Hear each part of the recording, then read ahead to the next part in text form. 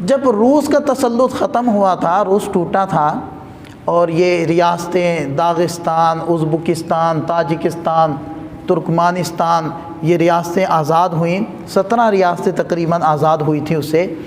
تو اس وقت علماء فکر مند ہو گئے کہ یہ تو بہت ایک لمبا عرصہ کمیونسٹ لا مذہب قوم کے زیر تسلط رہے ہیں، یہاں تو کہاں علماء ہوں گے، کہاں حفاظ ہوں گے.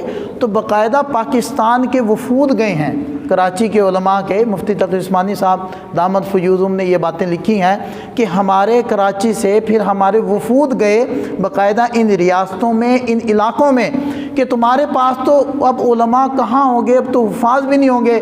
لوگوں کے اوپر پابندی تھی، اذان عربی کا کوئی لفظ نہیں بول سکتا تھا، عربی کے لفظ پر پابندی تھی، قرآن اور اذان تو دور کی بات، گولی مار دی جاتی تھی. تو انہوں نے کہا ہمارے پاس علماء بھی ہیں، ہمارے پاس مفتی بھی ہیں، ہمارے پاس حفاظ بھی ہیں. انہوں نے کہا کیسے؟ انہوں نے کہا ایسے کہ ہم نے زیر زمین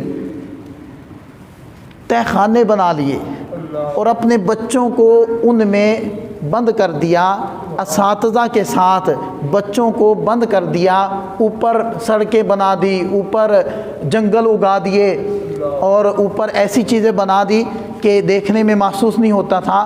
وہ 8 سال، 10 سال، 15 سال وہ زیر زمین رہے. ہم بہانے سے ان کی ضروریات پوری کرتے رہتے تھے اور وہ اندر ہی بیٹھ کر دین کو سیکھتے تھے.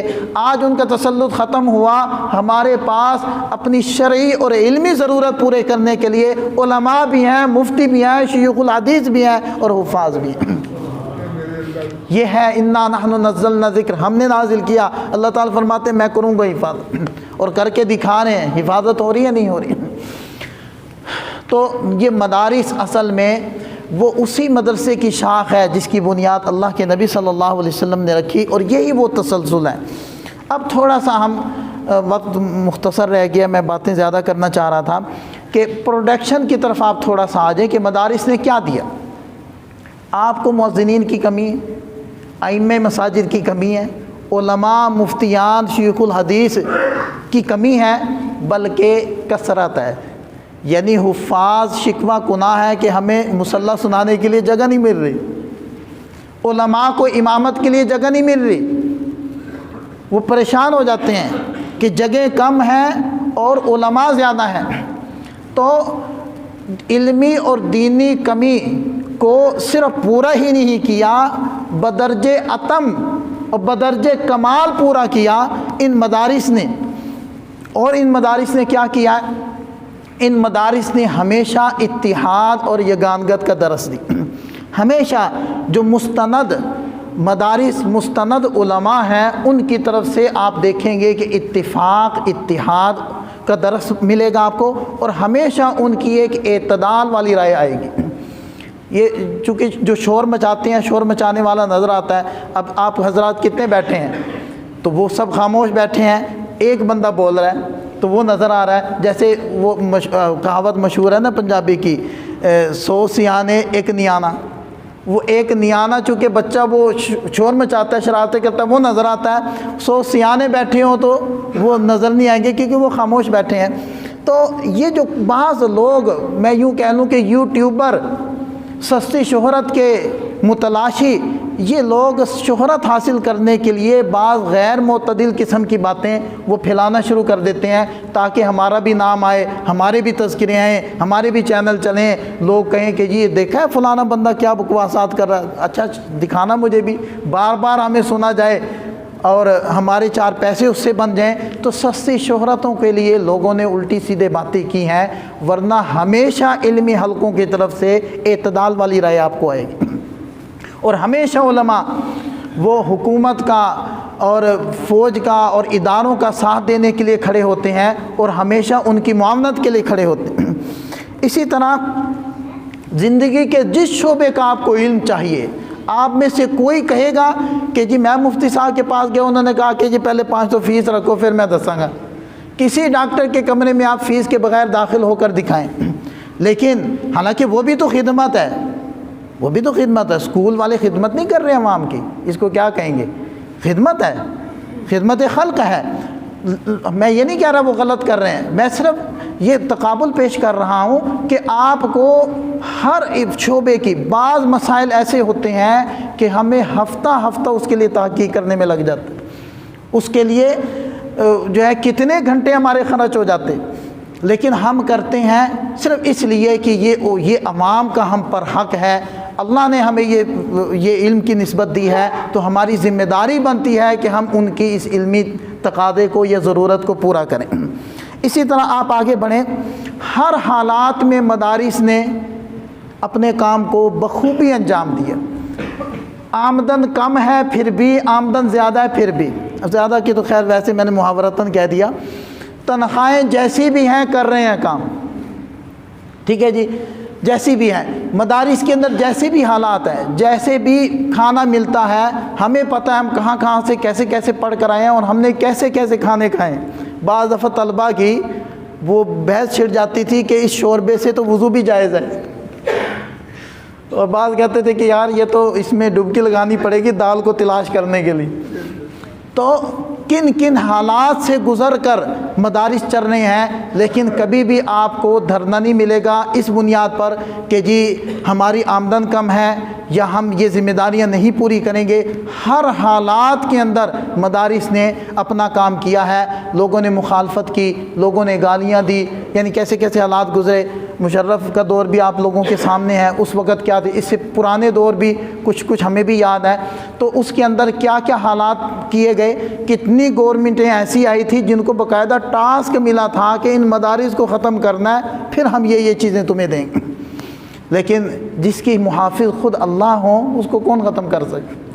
انہوں نے یہاں قبضہ کر کے، علماء کو گولیاں مار کے، قرآن کے نسخوں کو نظر آتش کر کے وہ ختم نہ کر سکے، اب کون ختم کر سکے؟ یہ اس کا کام ہے. میں آپ ختم ہو سکتے ہیں، اللہ کا دین ختم نہیں ہو سکتا.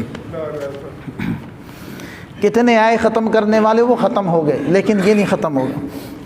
پھر مدارس کیا سکھاتے ہیں، میں نے اس کی طرف اشارہ کر دیا، بلکہ تفصیل سے بات کر دی. بچوں کی کیسے تربیت کرتے ہیں وہ ساری چیزیں آئیں گی. اسی طرح بھائی یہ مدارس والے، یہ طلباء، یہ علماء، یہی آپ کے سفارشی ہوں گے کل روز محشر. ان حفاظ کو باقاعدہ ٹکٹ ملیں گے، ان علماء کو ٹکٹ ملیں گے، ان ائمہ مساجد کو ٹکٹ ملیں گے، اور ان کو یہ سہولت ملے گی کہ آپ جس کو چاہیں یہ ٹکٹ دے دیں. وہ ٹکٹ جنت کو ہوگا، کنفرم ہوگا وہ ٹکٹ. یہ نہیں ہے کہ اس پر قرآن اندازی ہوگی، کنفرم ٹکٹ ہوگا. یہ دے دیے، یہ پروٹوکول ہوگا ان کو. اور ایک حدیث پاک میں آتا ہے اللہ تعالیٰ علماء سے کہیں گے کہ یا معاشر العلماء، اے علماء کی جماعت، میں نے تمہارے سینے میں علم اس لیے نہیں رکھا تھا کہ تمہیں سزا دوں، عذاب دوں، اس لیے رکھا تھا کہ تمہیں بخش دوں. اچھا جی، اسی طرح باطل کی یلغار وہ ہر طرح سے ہو رہی ہے. یلغار باطل کی فکری بھی ہو رہی ہے اور عملی بھی ہو رہی ہے. یعنی عمل سے بھی آپ کو دور کرنے کی کوشش کی جا رہی ہے اور سوچ بھی بدلنے کی کوشش کی جا رہی ہے. اگر آپ کے ملک کے اندر ان دونوں سرحدوں کی پہرے داری اگر کوئی دے رہا ہے تو یہ مدارس دے رہے ہیں، جو ایسا طبقہ اور مجمع پیدا کر رہا ہے جو اپنے عقائد کے اندر پکے اور پختہ ہیں اور اپنے عمل کے بھی سچے اور سچے. عمل بھی ان کا دیکھیں، چھوٹے چھوٹے بچوں کو پگڑیاں باندھی ہیں مدرسوں میں، باقاعدہ یونیفارم ہے ان کا کہ انہوں نے پگڑی باندھی، اور آپ جب ان سے پوچھیں گے تو ان کی جیب سے مسواک بھی نکلے. اچھا جی، اسی طرح یہ مدارس آپ کی شرح خواندگی کو اوپر لے کر جا رہے ہیں. ہمارے ادارے میں دارالعلوم زکریا میں باقاعدہ 9ویں 10ویں سائنس کے ساتھ کروائی جاتی ہے. 9ویں 10ویں سائنس سے کروائی جاتی ہے، سارے سبجیکٹ پڑھائے جاتے ہیں. کچھ باہر سے ٹیچر آتے ہیں، کچھ وہیں سے علماء پڑھاتے ہیں، اور 1 چونی بھی فیس نہیں لیتے. تو شرح خواندگی بقیہ جو کورس ہے وہ تو اپنی جگہ ہے. یعنی ایسے بچے ہم نے کیٹیگری بنائی ہوئی ہے، ایسے بچے جو حفظ میں آ گئے، حفظ کر لیا لیکن 1 دن بھی اسکول نہیں گئے، ان کے لیے ہم نے کلاس بنائی ہوئی ہے. ایسے بچے جنہوں نے 3 کلاسیں تک پڑھی ہیں اور بعد میں پھر اسکول نہیں گئے، ان کے لیے ایک الگ کلاس بنائی ہوئی ہے، 4th 5ویں کے لیے الگ کلاس، 6th 7ویں کے لیے الگ کلاس، 8ویں ایک الگ کلاس، 9 الگ کلاس، 10 الگ کلاس، یعنی جیسے جس نہج کا یا جس سٹیج کا بچہ آئے گا اسی کے مطابق ہم نے اس کے لیے کلاسیں بنائی۔ تو شرح خواندگی وہ لے جانے والے اوپر ہیں، اور تقریباً 30 لاکھ کے قریب محتاط اندازے کے مطابق علماء اور طلباء وہ مدارس کے اندر پڑھ رہے ہیں۔ اتنے بڑے طبقے کی کھانے کی، پہننے کی اور رہائش کی ساری ضروریات یہ مدارس کر رہے ہیں، اتنا بڑا طبقہ۔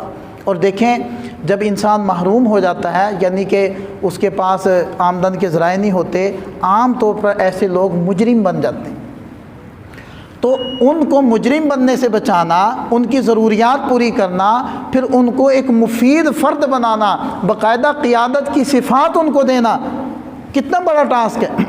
کہاں سے اٹھائے اور کہاں پہنچائے، تو یہ آپ کے مدارس کر رہے ہیں۔